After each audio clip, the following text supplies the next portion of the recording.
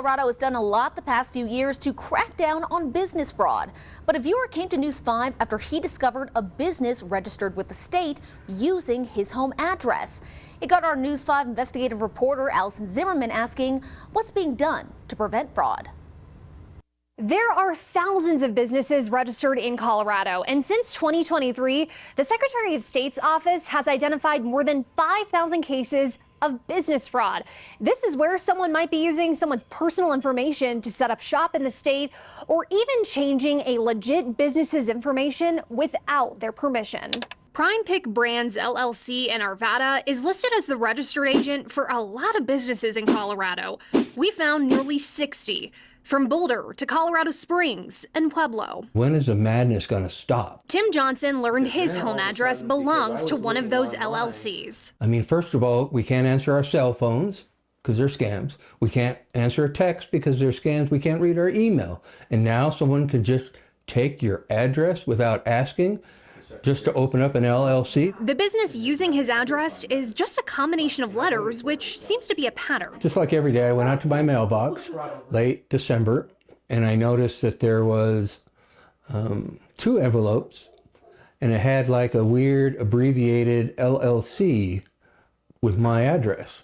And so initially I didn't think it was any big deal, and I thought, well, I'll just put not at this address, and I put it back in the mailbox. A few days later, more mail addressed to this LLC showed up. So then I start worrying a little bit. I said, there's more than a coincidence. In 2022, state lawmakers created a process for the Secretary of State's office and the Attorney General to investigate business fraud. But it was not until July of 2025 that stricter guardrails went up to try and prevent fraud, like banning the use of P.O. boxes to register a business and requiring people signing up for a business to have a Colorado driver's license. My biggest concern is I don't know if this is legitimate or not. And what if somebody buys something off this website and then they look it up and come knocking on my door because they didn't get their product or whatever it was. That's my biggest fear. You're worried about your safety? Oh yeah, absolutely. Yeah. The state tells me there are about 1,800 active investigations of business fraud right now.